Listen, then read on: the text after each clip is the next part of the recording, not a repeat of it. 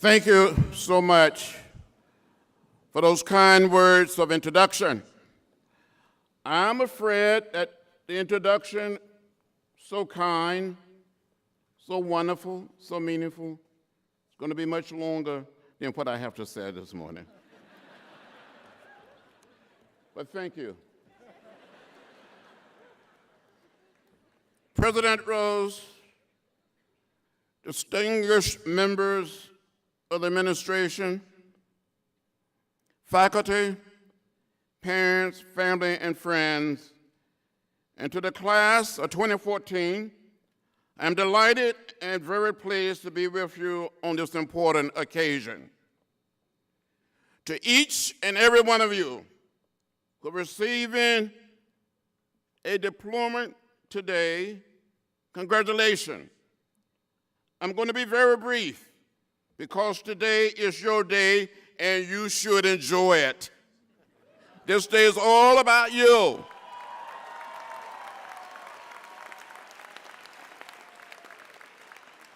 I must tell you from where I am standing that you look good. You look beautiful, handsome, and very colorful. You know, you heard in the introduction that I didn't grow up in a big city like New York, or Atlanta, or Chicago, or Los Angeles. You heard that I grew up in rural Alabama on a farm. That is true. It is true that my father was a sharecropper, a tenant farmer. I tell you, on this farm, we raised a lot of cotton and corn, peanuts, hogs, cows, and chickens. Now, if you come to my congressional office in Washington, D.C., or happen to be in downtown Atlanta and visit my office there, the moment you walk through the door, the staff will offer you maybe a bottle of water, maybe some orange juice, maybe any Coca-Cola product, because Atlanta happened to be the home of the Coca-Cola Company. And Coca-Cola provide all members of the Georgia Congressional Delegation with an adequate supply of Coca-Cola products.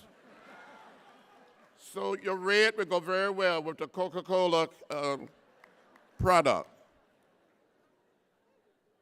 The next thing the staff will offer you will be some peanuts. In the state of Georgia, like in the state of Alabama, we raise a lot of peanuts. Now, don't tell the Georgia peanut people, I don't eat too many of those peanuts. I ate so many peanuts when I was growing up in rural Alabama, I just don't want to see no more peanuts. Sometime I get on a flight flying from Atlanta to Washington or Washington back to Atlanta. The flight attendant tried to give me some peanuts. And I said, no, thank you. I don't care for any peanuts. But also on this farm, as I said before, we raise a lot of chicken. I know you're very smart. I know you're gifted. I know your talent. I know you received a very good education. I know you know all about the arts, but you don't know anything about raising chickens. So don't try it on me. Don't fool me. Let me tell you what I had to do as a young boy. I had to take the fresh eggs, mark them with a pencil, place them under the setting hen, and wait for 3 long weeks for the little chicks to hatch. Some of you may be saying, now, John Lewis, why do you mark those fresh eggs with a pencil before you place them under the setting hen?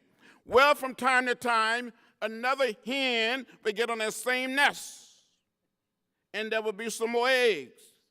And you had to be able to tell the fresh eggs from the eggs that were already under the setting hen. Do you follow me? You don't follow me. It's okay. It's all right. When these little chicks will hatch, I would fool these setting hens. I would cheat on these setting hens. I would take these little chicks and give them to another hen or put them in a box with a lantern, raise them on their own, get some more fresh eggs, mark them with a pencil, place them under the setting hen, And Kurt was sitting here in the student nest for another 3 weeks. I kept on fooling and cheating on these sitting hands. And when I look back, it was not the right thing to do. It was not the moral thing to do. It was not the most loving thing to do, the most nonviolent thing to do. It's not the most democratic thing to do. But I was never quite able to save $18.98 to order the most inexpensive incubator or hatchet from the Cicero bookstore. Now, as young people, as students, most of you are too young to remember the Cicero book catalog. Any of you remember? No, you don't. It's a big book. It's a heavy book. Some people call it the ordering book. I wish I had this. I wish I had that. So I just kept on wishing. But as a little boy, about 8, 9, 10 years old, I became very good in raising chickens. I wanted to be a minister. So from time to time, with the help of my brothers and sisters and cousins, we would gather all of our chickens together in the chicken yard. And my brothers and sisters and cousins would line the outside around the chicken yard. But they would gather like you would gather here. And I would start speaking or preaching. And when I look back on it, some of these chickens would bow their heads. Some of these chickens would shake their heads. They never quite said amen.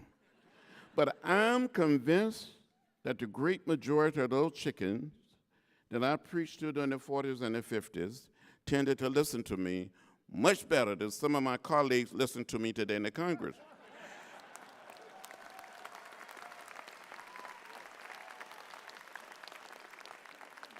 And some of those chickens were just a little more productive. At least they produce eggs. But that's enough of that story. When we visit the little town of Troy, visit Montgomery, visit Tuskegee, visit Birmingham, I saw those signs that said white men, colored men, white women, colored women, white waiting, colored waiting. And I would come home and ask my mother, ask my father, my grandparents, my great-grandparents, why?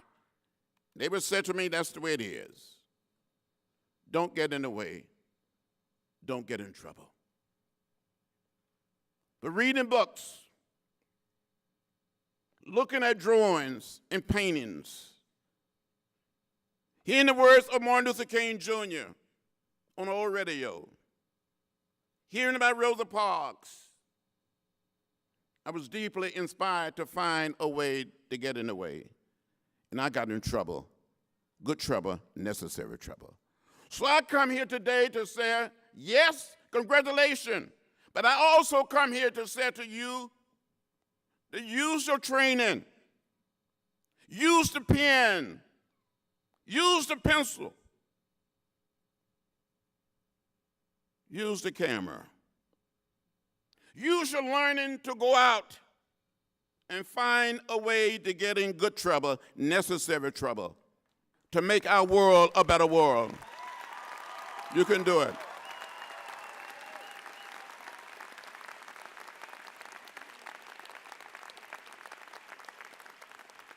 As young, talented, smart men and women, we've learned so much.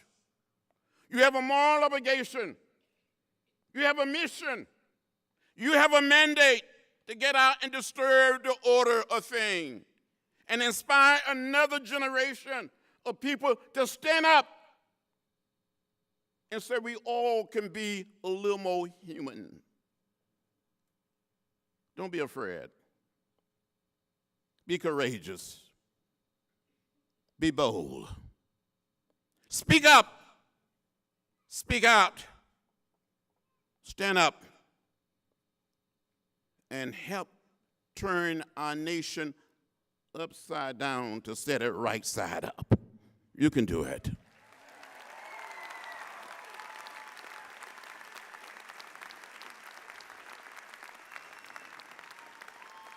Now, if you come and visit my office in Washington or in Atlanta, you'll see works of art. I love the drawings, the paintings, the photographs. I love it all. And I must tell you, I am very blessed to be here for many reasons. But a graduate of this great school, a fellow graduate by the name of Nate Powell, who is here today in the audience, is an illustrator along with my co-writer, Andrew Iden, of a little book called Marge. It's a graphic novel. And Nate, if you're here, and Andrew, you're here someplace, why don't you stand? I know this is unusual, out of the ordinary, but Nate is the winner of several awards. He's standing back there in the back, and Andrew back there. And the next book that we write, we have book 1, book 2, book 3 of March, but maybe one of you want to take a little ride with me in the next story and be the illustrator. We all have stories to tell, and we must tell it, and tell it well. You heard in the introduction that when I was very young, I met Martin Luther King Jr. and Rosa Parks, that I got involved in the sit-ins, the Freedom Ride. But your own president, President Rose, came to Montgomery, came to Alabama in March of 1965 and marched with us in Montgomery. Thank you, Mr. President, for coming. Thank you for coming. Thank you for being there. Thank you.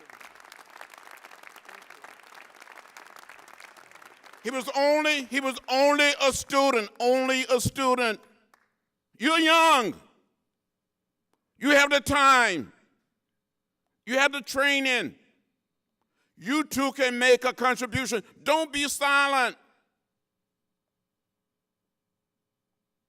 Move your feet. Move your hands.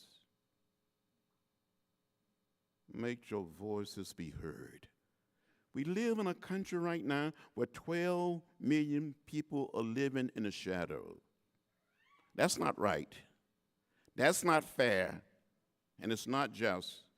And as young artists, you can help bring about comprehensive immigration reform where no one is left out or left behind. We must do it, and we must do it on our own watch right now, not waiting until tomorrow.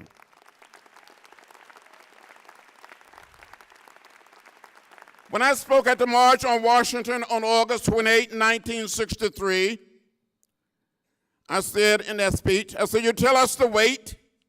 You tell us to be patient. We cannot wait. We cannot be patient. We want our freedom, and we want it now. People all over the world are crying out to be free, crying out to be treated like human beings. So those of us who live on this little piece of real estate called America, we must do our part. We all are interconnected. Not one of us live alone. All of us were committed to the philosophy and the discipline of nonviolence. We wanted to create the beloved community that respected the dignity and the worth of every human being. For in the final analysis, we're one. One family, one people, one love. Dr. King said on one occasion, we must learn to live together as brothers and sisters, or we'll perish as fools. Gandhi put it another way.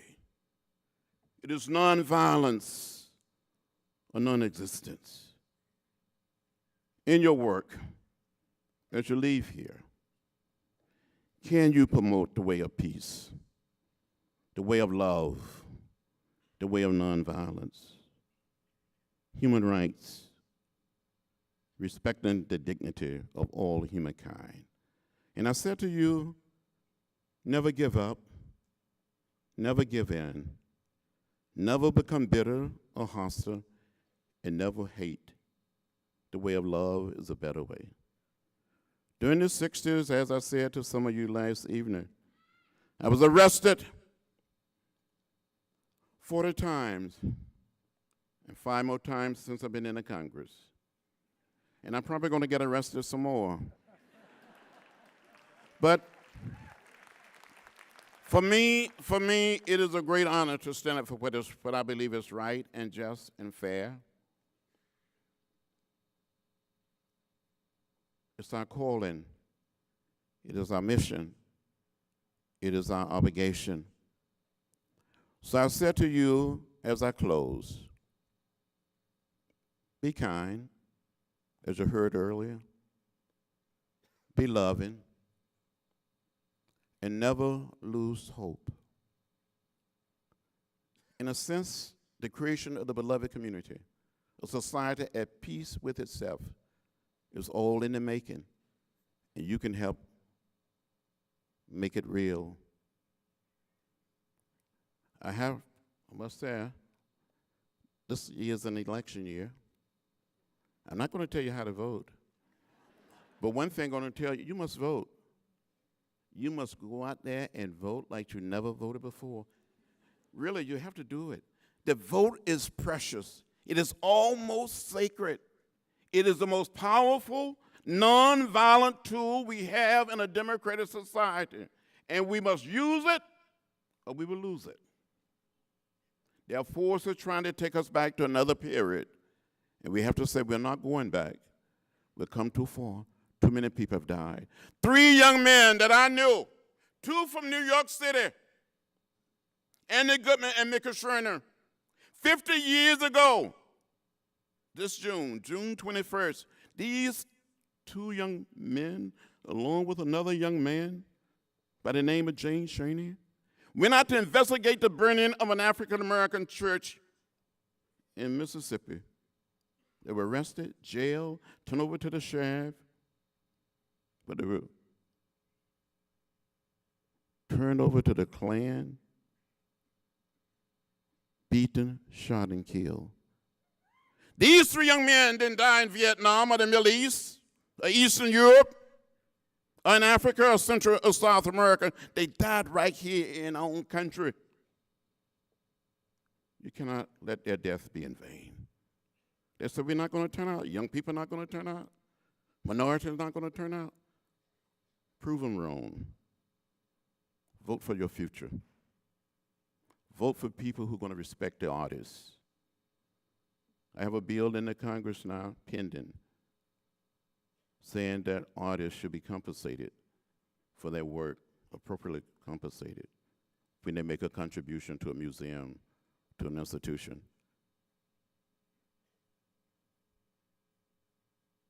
So get out there. Do it for yourself. Do it for your children. Do it for generation yet unborn. And peace be with you. Thank you very much.